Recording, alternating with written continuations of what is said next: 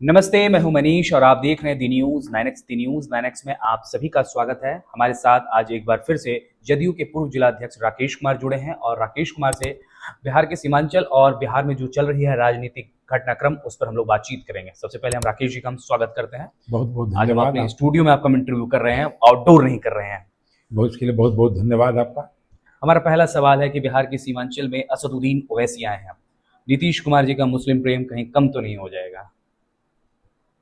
नीतीश कुमार जी का प्रेम अल्पसंख्यक के प्रति जो है वो दिखावटी नहीं है। वो काम करके उसके उत्थान के लिए, उसके खुशहाली के लिए जो काम होना चाहिए वो काम करके प्रेम करते हैं। ये जो ओवैसी साहब आ रहे हैं, ओवैसी साहब जो है वो दिखाते हैं सपना यहाँ के मुसलमानों को कि हम बिरयानी खिलाएंगे हैदराबाद का, लेकिन यहाँ पूर्णिया का भी बिरयानी नहीं खिला पा रहे हैं। उनके 5-5 MLA बने यहाँ। उन्होंने वादा किया था कि मैं सीमांचल के अल्पसंख्यकों के हित में मैं यहाँ बहुत सारा काम करूँगा, मेडिकल कॉलेज खोलूँगा, गर्ल्स कॉलेज खोलेंगे, बहुत सारा वादा किया। एक भी चीज़ ओवैसी साहब का दिख नहीं रहा और इसी कारण उनके जो वादा था जो पूरा नहीं करने के कारण उनके 4 विधायक भाग गए छोड़ करके। ये बहुत दुखद है। ओवैसी साहब के लिए जो वादा किए वो नहीं निभाए, इसके कारण उनके विधायक लोग भागे हैं। पुनः फिर आए हैं, फिर हटिया, यहाँ हम लोग हटिया बोलते हैं, फिर हटिया लगा रहे हैं। कभी धर्म के नाम पर, कभी फलना के नाम पर सपना बेचेंगे यहाँ। लेकिन इस बार सीमांचल की जो अल्पसंख्यक भाई हैं हमारे, वो उसके सपना में फंसने वाले नहीं। हमारा एक महत्वपूर्ण सवाल है, ऑडियंस का सवाल आ रहा है। सीमांचल और पूर्णिया में भी एक सीट है रुपौली में जो कैंडिडेट हैं वो उन्होंने पाला बदल लिया, राष्ट्रीय जनता दल के साथ चली गई और अब मामला यहाँ फंस गया है कि जो निर्दलीय विधायक जीते हैं वो कहते हैं वो जदयू की ओर जा रहे हैं। तो जदयू क्या उन्हें एक्सेप्ट करेगी या फिर जदयू अपना कैंडिडेट खड़ा करेगी? ऐसा अभी तो दूर दूर तक कोई भी बात नहीं है कि वहाँ के जो निर्दलीय विधायक हैं उन्होंने सरकार को समर्थन दिया है। NDA सरकार जो है बिहार में नीतीश जी के नेतृत्व में जो सरकार है उसको उन्होंने समर्थन दिया है। इसके लिए उनको बहुत बहुत बधाई है, इस कदम का स्वागत योग है। लेकिन जनता दल यू से वो चुनाव लड़ेंगे, अभी तक तो उनका भी प्रतिक्रिया खुल के नहीं आया। शायद किसी चैनल पर बोले होंगे, लेकिन आम जन में या जो सार्वजनिक रूप से बोलना चाहिए वो नहीं बोले हैं। और दल में भी ऐसी कोई बात अभी तक नहीं है। हम लोग का जो प्रत्याशी थे, हम लोग जनता दल यू का चुनाव लड़ना वहाँ से तय है। प्रत्याशी कौन होगा इसके लिए हम लोग की जो नेतृत्व है माननीय मुख्यमंत्री नीतीश जी, राष्ट्रीय अध्यक्ष भी जनता दल यू के, वही तय करेंगे चुनाव कौन लड़ेगा। आगे बढ़ते हैं और सवालों को बौछार करते हैं और आते हैं बिहार के मुखिया नीतीश कुमार पर। नीतीश कुमार पर लगातार टारगेट हुए जा रहे हैं। तेजस्वी यादव कह रहे हैं कि भाई नौकरी देंगे और आधी आबादी महिलाओं को अपनी ओर वो आकर्षित करने के लिए भिड़े हैं। तो नीतीश कुमार जी कैसे महिलाओं का वोट बैंक और युवाओं को अपनी ओर आकर्षित करेंगे? सबसे बड़ी बात, जो लोग बोल रहे हैं विपक्ष में, जो भी लोग हैं, या वो राजद हो, कांग्रेस हो, जनसुराज हो, वामपंथी हो, ये लोग बिहार और बिहारी के लिए इनके पास कोई योजना ही नहीं है। इनके पास एक ही योजना है, एन केन परकेन के इनको सत्ता में आना है। बस बिहार चलेगा कैसे? ठीक है, नीतीश जी अगर आज यहाँ छोड़ के जाते हैं जिस जगह बिहार है, इसके आगे बिहार को कहाँ ले जाएंगे ये लोग? इन लोगों के पास कोई योजना, कोई प्लान नहीं है। एक ही प्लान है, हमको सत्ता में आना है। 2500 रुपया का आप जाली फॉर्म भरवा रहे हैं पब्लिक से, गरीब आदमी को आप उसको लालच दे रहे हैं। माई बहन योजना चला रहे हैं आप सरकार हैं। आप घोषणा पत्र में लिखिए अपना कि मेरी सरकार बनेगी तो माई बहन योजना के 2500 रुपया देंगे। झारखंड में भी माई बहन योजना चला था, कितने महिला को मिल गया? हमको नहीं लगता 1 लाख महिला को मिला है।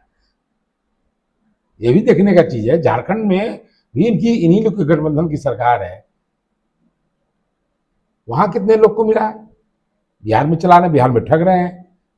आप ही लोग के चैनल पर सब दिखाया जाता है कि वो कोई 500 ले रहा है, कोई 200 रुपया ले रहा है, ठग रहा है उसको। उसी तरह जनसुराज कर रहा है, एटीएम कार्डे बांट रहा है कि मेरी सरकार बनेगी तो कार्ड डालिएगा, पैसा मिल जाएगा आपको। कमाल लीला, 20 रुपया यहाँ भी ले रहा है, 20 रुपया कानून के अपने नियम से, और पैसा अलग से ले रहा है। ये क्या तरीका है? आपको अधिकार है कि मेरी सरकार बनेगी तो हम ये योजना लाएंगे जनहित में। ये अभी आपको फॉर्म भरवाने का अधिकार नहीं है। हम तो अपनी सरकार से मांग करते हैं, इस तरह का जो दिग्भ्रमित जनता को, जो लालच जनता को जो लोभी बना रहा है, जो लोग जनता को ठग रहा है, उस पर सरकार को एक्शन लेना चाहिए और सरकार को FIR करना चाहिए ऐसे लोगों पर कि जो ये माई बहन योजना के नाम पर फॉर्म भरवा रहे हैं, जो ये जनसुराज वाले जो 20 रुपया का ATM कार्ड टाइप का चलाए हुए हैं। ये संभव है? आज तक किसी राजनीतिक दल ने ये काम नहीं किया है इस देश में, जो आने से पहले ही सुविधा का लिस्ट लेके खड़ा हो गया कि मेरी सरकार, अरे देंगे, ये फॉर्म भरिए तब मिलेगा। ये बात गलत है। आप कहिए जनता को, अपने इसमें लाइए, आप मैनिफेस्टो में लाइए, खूब लाइए, कोई दिक्कत नहीं है। जनता तय करेगी वोट किसको देना है, सरकार में कौन आएगा। आप तय नहीं कर रहे हैं कि अपने मन से हम सरकार बना रहे हैं, बन गया है, हम योजना लेके घूम रहे हैं, ठग रहे हैं। पलायन पर बात करते हैं ये लोग। पलायन नीतीश जी के राज में आया है। नीतीश के राज में पलायन रुका है, रोजगार मिला है, बेरोजगारी दूर हुई है, खुशहाली बढ़ी है। अच्छा, जो हमारा मूल सवाल था उस सवाल पर हम लौटते हैं। महिलाओं के वोट बैंक पर हमला होने वाला है। हाँ। राजद भी हमला करेगी, जनसुराज भी हमला करेगी, और माइनॉरिटीज की महिलाओं पर AIMIM भी हमला करेगी। तो नीतीश कुमार जी अपनी ओर कैसे आकर्षित? बिहार की महिलाएं नीतीश कुमार जी के कैडर वोटर है। वो कैडर वोटर है। वो 1 इंच भी इधर उधर नहीं हिलने जा रही। वो जान रही है, वो समझ रही है कि जिस दिन नीतीश कुमार की सरकार चली गई, मेरा वो हाल होगा जो हम सोचे नहीं है। इसलिए बिहार की महिला को इतना लोग बेवकूफ नहीं समझे। वो भावनात्मक रूप से नीतीश कुमार से जुड़ी हुई है। नीतीश कुमार के प्रति उनका विश्वास है और आशा भी है। अगर महिलाएं के लिए कुछ कर रहे हैं कोई, तो नीतीश कुमार किए हैं, और आशा है कि करेंगे तो नीतीश कुमार करेंगे। वो सबके बारे में जानते हैं, राजद के बारे में भी जानती है, जनसुराज के बारे में भी जान रही हैं। और जो आप बोले हैदराबादी जो बिरयानी पार्टी जो है वैसी साहब का, इनका तो कहीं स्थान ही नहीं है। वो अल्पसंख्यक महिला को तोड़ देंगे। जब उनको वोट गिनाने लगेगा, गिरने लगेगा, तब पता चलेगा कि क्या हो रहा है बिहार में। महिला उनको वोट देने जा रही है अल्पसंख्यक की। उनको दारू बंद हो गया। सबसे ज्यादा अगर खुश है कोई तो शराबबंदी से अल्पसंख्यक की महिला खुश है। धार्मिक लिहाज से भी और सामाजिक लिहाज से, दोनों से वो खुश हैं। ऐसे ही वोट नहीं आ रहा है। इस MP चुनाव में देखिएगा, जहां पर 90% से अधिक की आबादी मुसलमान वोटरों की रहा है, वहां भी 200 वोट गिरा है। आया कैसे आ गया भाई? यानी महिलाओं ने वोट दिया। ठीक है, परसेंटेज कम हो सकता है, इसको मानते हैं, वोट गिरा है। और नीतीश की सवाल है इस बार, नीतीश जी का सवाल है, इसलिए महिलाएं इस बार बढ़ चढ़ के वोट देंगी। अच्छा, एक नारा चल रहा है पूरे बिहार में, 2025 नीतीश फिनिश। और राष्ट्रीय जनता दल ने आज गाना भी लॉन्च किया है। लालू प्रसाद की पेज पे आपने देखा होगा, इसको लेकर क्या कहना है? जो फिनिश होने वाले हैं, अब अपना तो गीत गा नहीं सकते हैं, वो तो दूसरा गीत गा रहे हैं। उनका क्या होगा? उनको विपक्ष का सीट का दर्जा मिलेगा कि नहीं? आज जो विपक्ष के नेता बन के तेजस्वी जी घूम रहे हैं, उनको वो सीट मिलेगा कि नहीं? सवाल तो ये है। वो क्यों चिंता में फंसे हुए हम नीतीश फिनिश होगा कि क्या होगा? आप फिनिश हो रहे हैं, ये नहीं चिंता कीजिए। आपको विपक्ष के दर्जा इतना संख्या में सीट नहीं मिलने जा रहा। अच्छा, एक कॉन्सेप्ट हम क्लियर करते हैं। कांग्रेस पार्टी आज राहुल गांधी बिहार के पटना आए और वो संविधान का हवाला दे रहे हैं और वर्तमान NDA सरकार पर हमला बोल रहे हैं। इसको लेके क्या कहना है? राहुल जी आए। राहुल जी तो बिहार चुनावी साल है तो बहुत बार आए हैं। पूर्णिया भी 2 बार हो गया। वो आते ही रहते हैं, लेकिन आते हैं, संविधान पर बोलते हैं। संविधान में जो लिखा हुआ बाबा भीमराव अम्बेडकर का शब्द है, उसको अपने जीवन में उतार नहीं पा रहे हैं। सबसे बड़ा प्रॉब्लम यह है उनके साथ। वो संविधान बताते हैं दूसरे को, इसको मानना चाहिए, इसका अरे आप तो पहले मानो इसको। राहुल जी अपने जीवन में पहले संविधान को समझें, अपने जीवन में उसको लाएं, उसके आधार पर जीवन जिए, तब मानेंगे ना। अभी ऐसा कुछ नहीं कर रहे हैं। उनके नजर में संविधान एक किताब है, मेरे नजर में संविधान हमारे धर्म ग्रंथ जो है ऋग्वेद गीता रामायण उसके समान है। उनके नजर में वो नहीं है। जितने भी विपक्ष के लोग हैं ऐसे संविधान लेके घूम रहे हैं जैसे लगता है कि कोई पत्रिका लेके घूम रहा है ये लोग। आखिरी और सबसे महत्वपूर्ण सवाल, आखिर जेडीयू कितने सीटों पर बिहार में चुनाव लड़ेगी और अन्य दल विपक्षी दल कितने सीटों पर चुनाव लड़ेंगे? बिहार बस संख्या तो नहीं बताएंगे, लेकिन ये हम बताएंगे कि बिहार में एनडीए का सबसे बड़ा दल जनता दल यू रहेगा। लेकिन प्रशांत जी तो अलग कह रहे हैं कि इस बार नीतीश जी को 25 से भी कम सीटें आ रही हैं। अब प्रशांत जी को कितना आ रहा है ये बताएं आपको। प्रशांत जी को कितना सीट आ रहा है इतने बोल रहे हैं वो सिर्फ दूसरे के बारे में बोलते हैं कि ये चोर है, ये गलत है, नीतीश जी का मानसिक अवस्था खराब है, ये भी बोलते हैं वो। एक तरफ बोलते हैं मानस पिता है हमारे, एक तरफ बोलते हैं उन्होंने मुझे स्नेह दिया, प्रेम दिया कभी नहीं।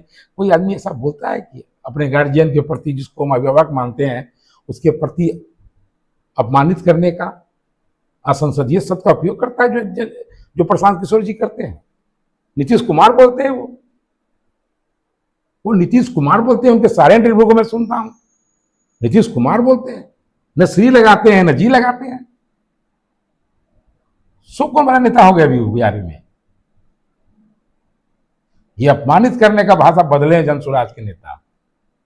अगर नीतीश जी ने आपको पुत्र के समान प्रेम दिया है तो आपको भी अभिभावक के तौर पर सम्मान देना चाहिए। आपके टोटल में हमें नीतीश कुमार से पूछो, नीतीश कुमार से कहिए अरे ये क्या है। वो नीतीश कुमार कोई कमजोर व्यक्ति है? वो सोता भी है तो बिहार जागता है, वो चीज है वो। और आप उसको क्या नहीं दिया? आपको प्रशांत किशोर जी को क्या नहीं दिया? पहचान दिया, आइडेंटिफाई किया, आइडेंटिटी दिया उसको अपना। और आज आप उसके बारे में अनाप शनाप बोल रहे हैं, उनकी मानसिक अवस्था खराब है। आप बोल रहे हो साहब, जो अपने आप को मानस पिता कभी कहा, कभी मानस पुत्र कहते हो, यही सब बचा हुआ है। बिहार की जनता इसको देख रही है कि जिस ढंग से आप अशोभनीय असंसदीय शब्दों का उपयोग नीतीश कुमार के लिए कर रहे हैं, ये चुनाव में लोग इसका आपको गिन गिन के हिसाब लेगा आपसे। और जनता दल बिहार का जनता कोई लाठी लेके हिसाब नहीं लेता राजद की तरह। जिस दिन चुनाव होगा उसी दिन हिसाब लेगा। आप नीतीश कुमार का अपमानित करने का काम करते हैं, ये नहीं चलेगा और इसका बदला आपसे लेगा, वो चुनाव के दिन लेगा। चलिए, बहुत बहुत शुक्रिया। हमारे साथ जदयू के पूर्व जिलाध्यक्ष राकेश कुमार जी, जिन्होंने अपनी बातों को विवाकी ढंग से रखा। बहरहाल दर्शकों, आपको हमारा ये इंटरव्यू कैसा लगा, आप अपनी राय हमारे कमेंट बॉक्स में जरूर दें। अगर आप हमारा ये वीडियो फेसबुक पे देख रहे हैं तो फेसबुक पेज लाइक कर लें। अगर आप हमारी वीडियो यूट्यूब पर देख रहे हैं तो यूट्यूब चैनल सब्सक्राइब कर लें। शुक्रिया।